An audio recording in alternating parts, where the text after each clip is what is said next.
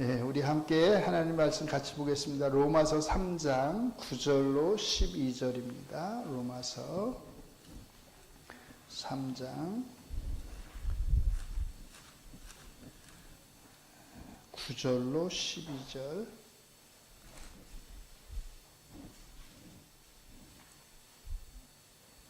까지만 보도록 하겠습니다. 신약성경 242면입니다. 자, 찾으셨으면 우리 같이 한 목소리로 하나님 말씀 읽겠습니다. 그러면 어떠하냐? 우리는 나으냐? 결코 아니라. 유대인이나 헬라인이나 다 죄 아래에 있다고 우리가 이미 선언하였느니라. 기록된 바 의인은 없나니 하나도 없으며 깨닫는 자도 없고 하나님을 찾는 자도 없고 다 치우쳐 함께 무익하게 되고 선을 행하는 자는 없나니 하나도 없도다. 아멘. 아멘. 자, 프린트물을 받으셨죠? 오늘은 소요리 문답 이제 10계명과 관련된 부분이 다 끝나고 거기에 이어서 82문을 하도록 하겠습니다. 제가 문을 읽고 여러분이 답을 읽습니다. 제 82문, 사람이 하나님의 계명들을 완벽하게 지킬 수 있습니까?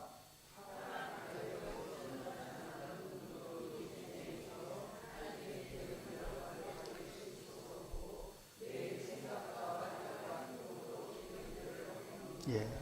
소요리 문답은 제1문에서 제39문에 이르기까지 그리스도인이 알아야 할 기본적인 교리적 가르침을 정리한 다음 이제 이 그리스도인에게 주어지는 삶의 규칙으로서의 도덕법을 특히 10계명과 관련해서 제40문에서 제81문에 이르기까지 가르쳐주고 있습니다. 이것은 구약의 모세 시대에 이스라엘이라고 하는 특정한 한 민족에게 주어진 이 계명이 같이 있습니다. 그 시대적 민족적 제한을 넘어서 참 이스라엘이신 예수 그리스도로 말미암아 신약의 시대에 참된 하나님의 백성으로 살아가는 그리스도인들에게도 여전히 유효하다는 것을 보여줍니다.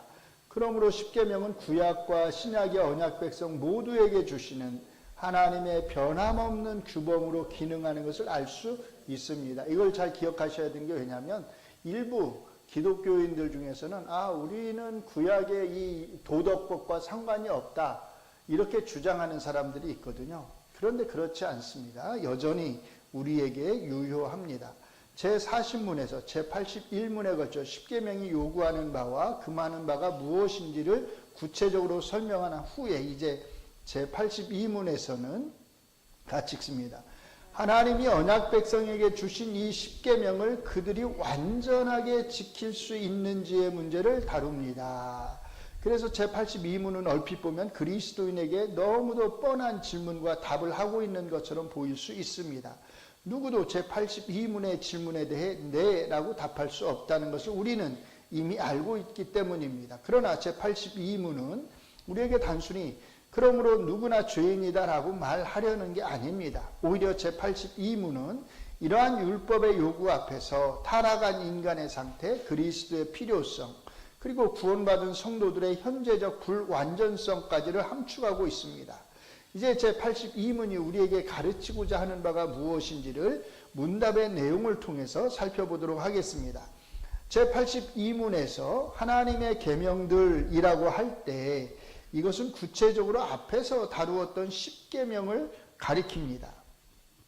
물론 그렇다고 해서 이 10개의 계명만 염두에 둔 것은 아닙니다. 1차적으로 10계명을 가리키지만 10계명은 사실상 그 다음에 나오는 모든 계명을 압축한 것이기에 하나님의 계명들이 궁극적으로 가리키는 것은 하나님이 자신의 백성에게 주신 모든 도덕법 또는 율법을 가리킨다고 보는 게 좋을 것입니다. 이제 그 표현을 하나씩 살펴보겠습니다. 1번 타락 이후의 이 질문에 대해 제82문은 타락한 이후의 순전한 사람은 이란 말로 시작합니다. 여기에서 타락한 이후의와 순전한 사람이라고 하는 각각의 표현이 매우 의도적으로 사용된 것을 알 수 있습니다. 이것은 타락 이전의 사람에게는 이 질문이 필요 없었다는 것을 의미하기 때문입니다. 타락 이전의 아담과 하와에게는 이 질문 자체가 무의미했을 것입니다. 물론 그들에게 십계명이 주어진 것은 아니지만 그들에게는 하나님의 말씀에 따라서 살아갈 수 있는 충분한 그런 능력이 있었기 때문입니다. 왜냐하면 타락하기 전이니까요. 그들은 죄를 범하지 않은 상태로 태어나서 죄를 범하지 않은 상태로 살아갈 수 있었습니다. 같이 읽습니다. 하나님이 아담과 맺은 언약, 즉 선악을 알게 하는 나무의 실과를 먹지 말라고 하신 언약을 가리켜서 우리 믿음의 선배들이 행위 언약이라고 이름을 붙인 이유가 여기에 있습니다. 최초의 인간 조상에게는 자기의 행위로 하나님의 말씀에 순종할 수 있는 능력이 있었습니다. 그러나 우리의 첫 조상이 자신의 의지로 하나님의 명령을 어기고 난 이후로 이제 모든 순전한 인간에게는 자신의 행위로 하나님의 말씀을 따를 수가 없게 되었습니다. 그러니까 아담과 맺은 언약을 우리가 아담 언약 이렇게 부르기도 하지만 뭐라고도 부른다고요? 행위 언약 이렇게도 부르는 거예요. 왜요? 자신의 의지로 이 언약을 지켜나갈 수가 있었기 때문이에요. 그러므로 제82문은 모든 순전한 인간에게 그들의 죄된 상태, 죄된 본성으로 인해 참된 선을 행할 수 없는 인간의 무능력한 상태를 상기시켜 줍니다. 이것은 인간이 죄에 대하여 인간은 원래 그런 존재다라고 하는 자포자기를 가르치거나 자기 정당화를 가르치려는 것이 아니라 같이 읽습니다. 인간의 비참한 상태를 똑바로 바라보고 이 상태에서 벗어날 수 있는 유일한 길로서 누구를요? 그리스도를 바라보도록 하기 위한 것입니다. 타락 이후의 라는 표현을 통해서 하나 더 생각해야 할 것이 있습니다. 이 표현은 사람의 죄성과 철저한 무능력이 본래적인 것이 아니라, 그러니까 태어날 때부터 하나님이 창조하셨을 때부터 그렇게 주어진 것이 아니라 아담의 타락 이후에 생겨난 것, 즉 뭐란 거예요? 타락의 결과임을 가르쳐 줍니다. 이것이 가르쳐주는 구원론적 중요성은 매우 분명합니다. 같이 읽습니다. 만약 우리의 죄성과 무능력이 타락으로 인한 것이 아니라 인간 존재 자체의 본질에 속한 것이었다면 죄에서 구원받아 온전한 인간으로 회복된다는 것은 불가능했을 것입니다. 왜냐하면 인간 존재의 본질에 속하는 죄를 제거해버리면 사실은 인간 존재 자체가 사라지고 더 이상 인간이라고 불릴 수 없기 때문입니다. 그러므로 타락 이후의라고 하는 표현은 우리가 타락 이전의 본성적 선함의 상태로 돌아갈 수 있다고 하는 회복의 희망을 담고 있기도 합니다. 물론 이러한 회복은 단순한 타락 이전의 상태로 돌아가는 것만을 의미하는 것은 아닙니다. 그 다음부터 같이 읽을게요. 왜냐하면 타락 이전 인간의 상태는 죄를 범하지 않을 수 있는 상태였지만 이제 회복된 인간의 상태는 더 이상 죄를 범할 수 없는 상태일 것이기 때문입니다. 이것은 우리 주님으로 인해서 최종적으로 회복된 인간의 상태가 최초의 아담의 상태보다 훨씬 더 좋은 상태일 것임을 의미합니다. 이 표현을 잘 기억해 두시면 좋을 것 같아요. 자, 아담의 상태는 어떤 상태예요? 아담이 선악과를 따먹기 전의 상태는 죄를 범하지 않을 수 있는 상태. 그러니까 범할 수도 있고 범하지 않을 수도 있는 그런 상태였어요. 근데 우리가 회복되어서 돌아간다고 하는 것은 단순히 그 아담의 상태로만 돌아가는 게 아니라 더 좋은 상태로 돌아가는 거예요. 왜? 아담은 죄를 짓지 않을 수도 있는 상태였지만 바꿔 말하면 또 죄를 지을 수도 있는 상태라는 거잖아요. 근데 우리는 어떤 상태로 돌아가는 거예요? 더 이상 죄를 지을 수 없는 상태로 돌아가는 거예요. 그러니까 아담보다 누가 더 좋아요? 우리가 더 좋은 상태로 돌아간다는 거예요. 별로 좋아하시는 것 표정들은 아닌데 표정들이 그래도 더 좋은 건 확실합니다. 여러분들이 원하든 원하지 않든. 그러니까 이 표현 아담은 어떤 상태예요? 죄를 범하지 않을 수 있는 상태. 우리는 더 이상 죄를 범할 수 없는 상태. 이렇게 기억을 해두시면 우리의 구원이 최종적으로 목적하는 게 어떤 상태구나 라고 하는 걸 우리가 잘 알 수 있습니다. 예수님이 우리를 엄청나게 좋은 상태로 데려가시는 거예요. 자, 2번 순전한 사람은 누구나. 다음으로 우리가 주목해야 할 표현은 순전한 사람입니다. 미어맨 이렇게 되어 있는데요.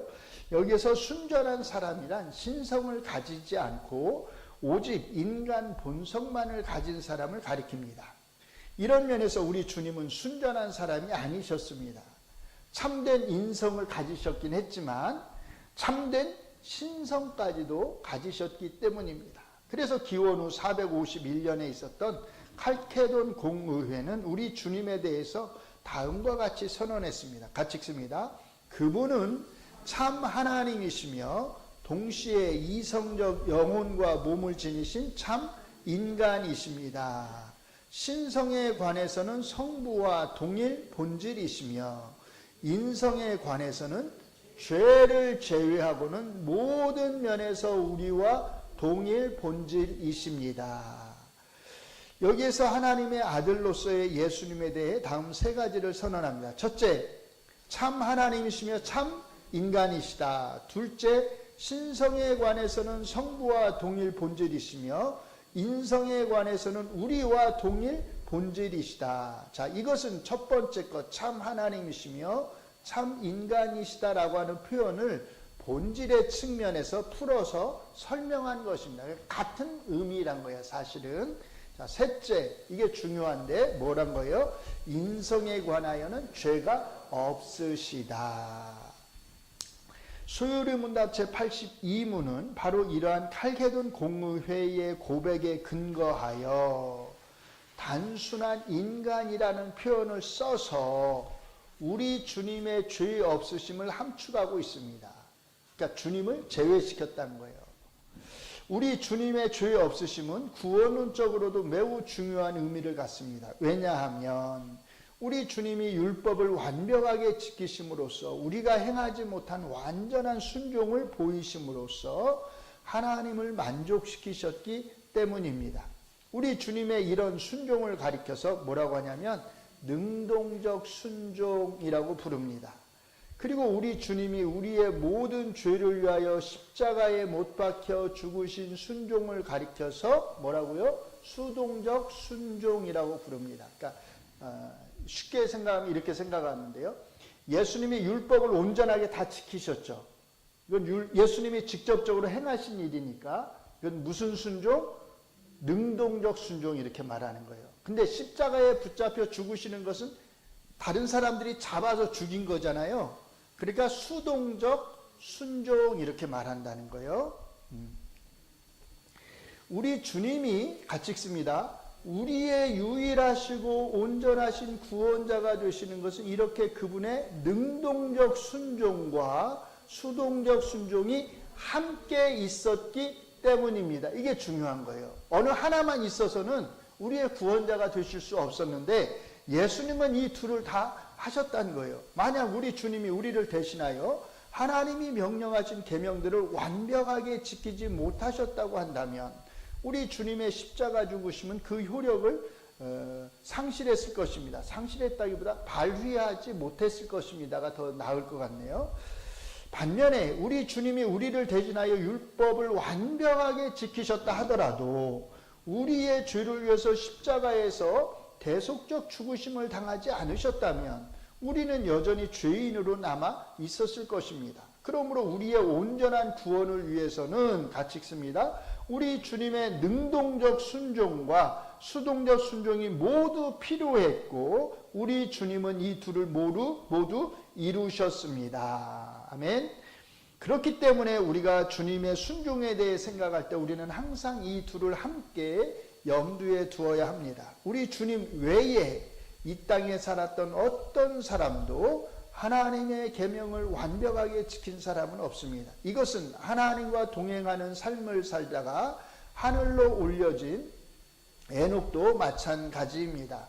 모든 순전한 인간은 자기 스스로의 힘으로 율법을 완벽하게 지킬 수가 없습니다. 셋째, 이 생애에서. 이 표현의 중요성은 앞에서 말한 단순한 사람으로서의 인간의 타락한 상태가 이 땅에서 영원히 지속되지 않고 장차올 새로운 생애에서는 그 끝에 이르게 될 것을 보여준다는 데 있습니다. 물론 이 끝은 우리에게 두 가지 방향을 지시해 줍니다. 첫째, 같이 읽습니다. 믿지 않는 사람에게 이 끝은 지옥의 심판으로 떨어지는 것을 의미할 것입니다. 그러나 믿는 우리에게 이 끝은 하늘에서 우리 주님과 함께 있는 것을 의미합니다. 성도는 죽음 이후 하늘에서 그 영혼이 죄로부터 완전히 자유롭게 되고 마지막 부활 때에는 그 몸까지 영화되어, 즉 영화롭게 되어서 새 하늘과 새 땅에서 완성된 구원을 누리게 됩니다. 이런 마지막 상태를 가리켜서 성경은 같이 읽습니다. 새 하늘과 새 땅에서의 영원한 삶이라고 말합니다. 히브리서 12장 23절은 하늘에 있는 믿는 성도들에 대해 이렇게 증언합니다. 같이 읽습니다. 하늘에 기록된 장자들의 모임과 교회와 만민의 심판자이신 하나님과 및 온전하게 된 의인의 영들, 온전하게 된 그 말은 완벽하게 되었다 그 말이에요. perfect, made perfect, 완벽하게 된 의인들의 영들. 그러니까 여기서는 우리가 항상 불완전한 거예요. 완벽하지 못한 상태로 있지만 하늘에서는 우리가 완벽한 상태로 존재한다는 겁니다. 제82문은 우리에게 장차 올 생애가 있다는 것을 함축적으로 알려주고 있지만 동시에 그 강조점은 지금 이 생애에서의 삶이 우리에게 주는 그 현실적 한계성을 지적해 줍니다. 단순한 사람이라면 누구나 죄를 범하지 않을 수 없다는 사실을 상기시키고 있기 때문입니다. 뿐만 아니라 심지어 우리 주님으로 인해서 구속의 은혜를 입은 성도들까지도 이 생애에서는 여전히 죄의 영향 아래 있을 수밖에 없다고 하는 현실을 보게 해주기 때문입니다. 그래서 그리스도인으로서 우리는 우리가 이미 구원을 받았지만 여전히 죄의 영향 아래에 있다고 하는 이 이중적 상황을 인식하고 인정하면서 날마다 성화의 삶을 향해 나아가야 할 책임을 우리에게 부여해 줍니다. 이러한 성화를 향한 우리의 책임과 노력이 중요한 것은 같이 읽습니다. 이 생애에서의 우리의 삶과 장차 올 생애에서의 우리의 삶 사이에 우리가 그 방식에 대해서는 정확히 알지 못한다 하더라도 뭐가 있어요? 어떤 연속성이 있다는 것을 알기 때문입니다. 이미와 아직이라고 하는 그리스도인이 처한 이중적 상황과 그 연속성은 같이 읽습니다. 이 땅의 성도들로 하여금 단순히 미래적 소망만 바라고 살아가는 것이 아니라 이 생애에서도 책임감 있는 존재로서 살아갈 것을 요구합니다. 4번 완벽하게 지킬 수 없고 사실 제82문에서 가장 주목해야 할 표현 중 하나가 완벽하게입니다. 제82문은 사람이 하나님의 계명들을 지킬 수 있느냐 없느냐를 묻는 게 아닙니다. 성경은 사람이 하나님의 계명들을 지킬 수 있다는 것을 의심하지 않습니다. 그렇지 않았다면 하나님은 이스라엘 백성에게 계명들을 주시지 않으셨을 것입니다. 하나님이 계명들을 주신 것은 그들이 그것들을 지킬 수 있었기 때문입니다. 그러므로 여기에서 중요한 점은 사람들의 계명들을 지킬 수 있느냐 없느냐가 아니라 어떻게요?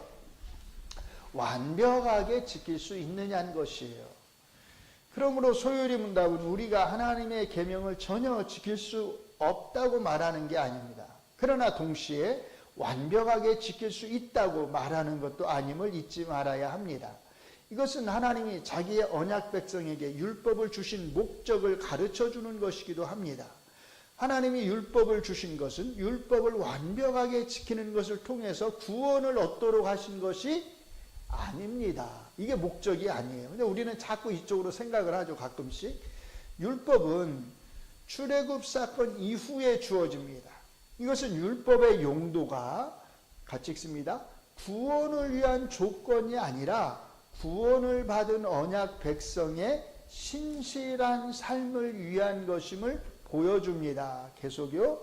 바울 사도께서 갈라디아서 3장 17절에서 내가 이것을 말하노니 하나님께서 미리 정하신 언약을 430년 후에 생긴 율법이 폐기하지 못하고 그 약속을 헛되게 하지 못하리라 라고 말씀하셨을 때 바로 이런 사실을 깨우쳐 주기 위해서였습니다.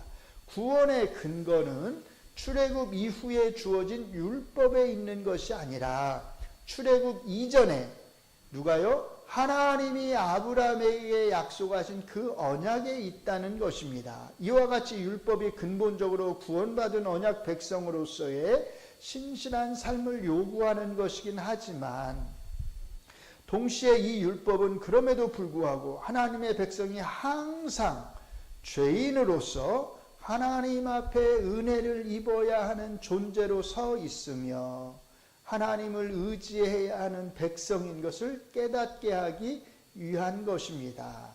이것은 하나님이 이스라엘 백성에게 주신 제사제도를 보면 잘 알 수 있습니다. 이 제사제도는 그들이 온전히 율법을 지킬 수 없는 죄인됨과 오직 하나님의 은혜로 인해서 하나님 앞에서 살아갈 수 있음을 보여줍니다. 그러나 율법의 목적은 여기에서 그치지 않습니다. 그 궁극적인 목적은 같이 읽습니다.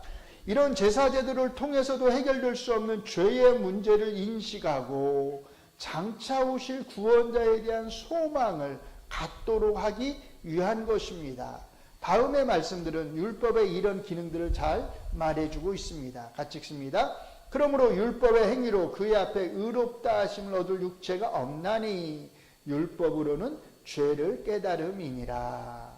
그런즉 우리가 무슨 말 하리요? 율법이 죄냐? 그럴 수 없느니라.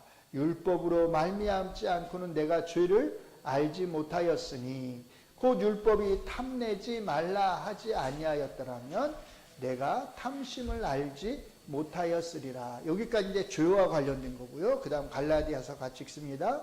그러나 성경이 모든 것을 죄 아래 가두었으니 이는 예수 그리스도를 믿음으로 말미암는 약속을 믿는 자들에게 주려 함이니라. 뭘 통해서 성경이 우리를 죄에 가뒀어요? 율법을 통해서 우리를 죄에 가뒀잖아요. 그렇게 가둔 것은 왜 그래요? 너 거기서 그냥 죽은 상태로 있어라가 아니라 누구를 바라봐라?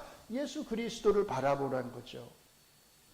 믿음이 오기 전에 우리는 율법 아래에 매인받고 계시될 믿음의 때까지 갇혔느냐. 이같이 율법이 우리를 그리스도께로 인도하는 초등교사가 되어 우리로 하여금 믿음으로 말미암아 의롭다함을 얻게 하려 함이라. 이게 율법의 궁극적인 목적이라는 겁니다. 이렇게 순전한 인간의 불완전성은 그 구원을 위해서 우리 스스로의 순종이 아니라 같이 읽습니다. 참 하나님이시며 참 사람이신 완전한 중보자에 대한 필요로 우리를 이끌어갑니다. 매일 이것은 매우 강력한 표현입니다. 우리의 삶에서 우리가 범하는 죄가 가끔씩 일어나거나 드물게 일어나는 일이 아니라 항상 있는 것임을 가리키기 때문입니다. 인간의 죄성은 언제든지 발현될 수 있으며 실제로 때와 장소를 가리지 않습니다.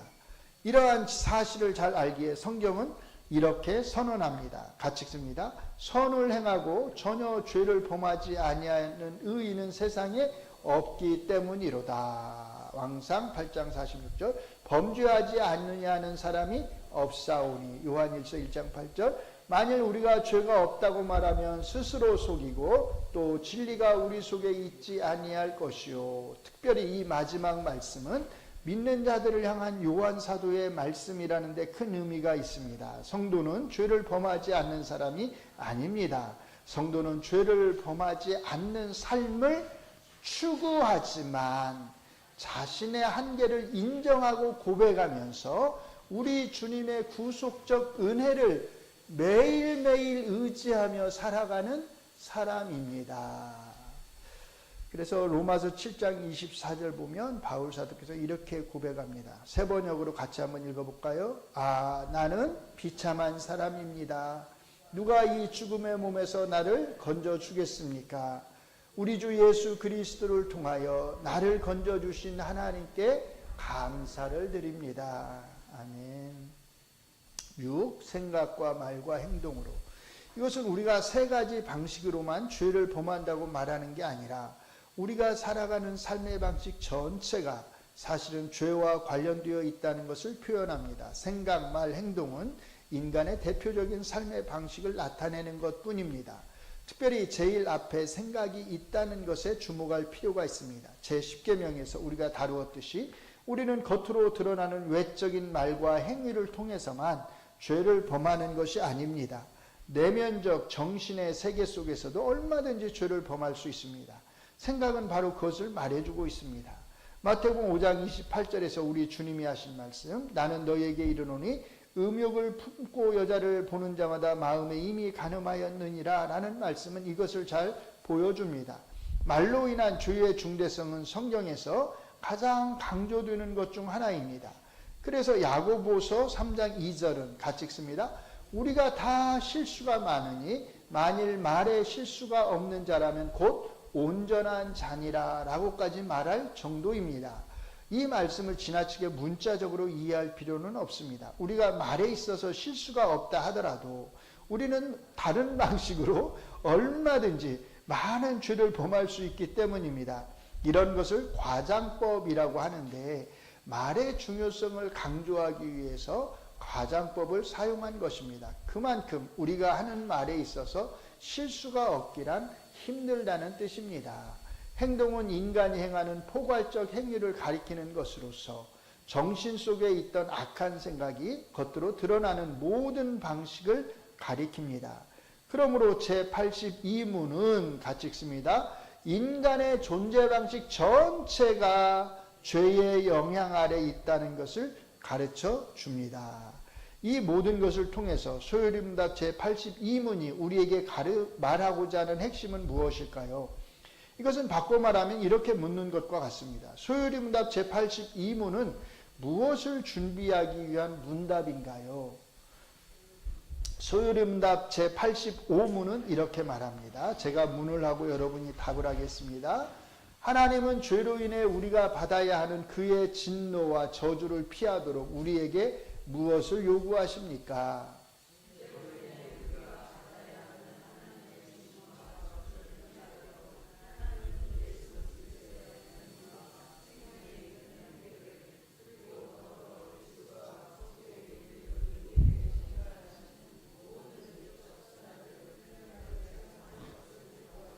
예, 그러니까 제82문은 그 자체로 의미가 있지만 사실은 뭘 내다보고 던진 질문이냐면 제85문 그리스도의 필요성을 내다보면서 사실 이 질문을 던진 거란 거예요. 결국 지금까지 설명한 것들을 요약하면 제82문이 말하고자 하는 핵심은 이렇습니다. 첫째, 하나님은 우리에게 하나님의 계명들을 지킬 것을 요구하십니다. 이것은 단순히 우리에게 선하게 살라고 요구하시는 게 아니라 같이 읽습니다.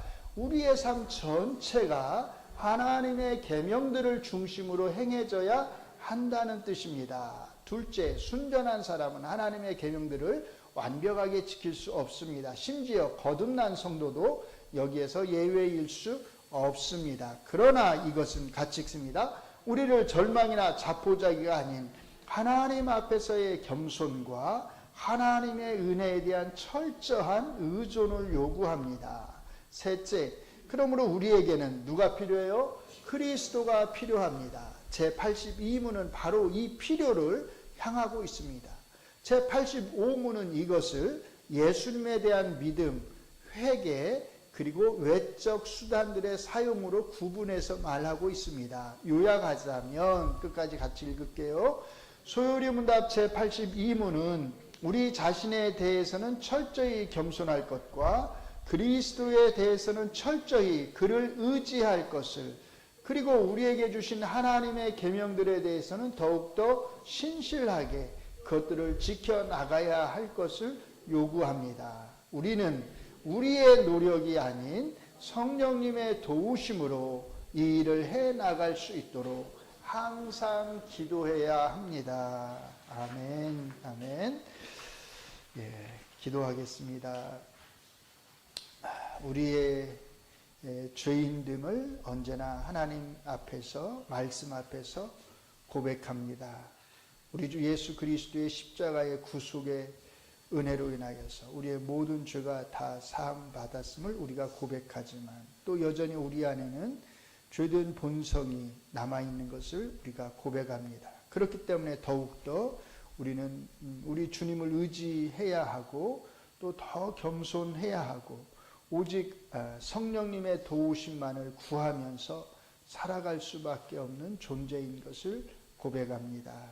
더 많이 기도하게 하시고 더 많이 말씀을 붙들게 하시고 그렇게 이 땅에서 온전히 주의 백성으로서 백성답게 살아갈 수 있게 하여 주시옵소서.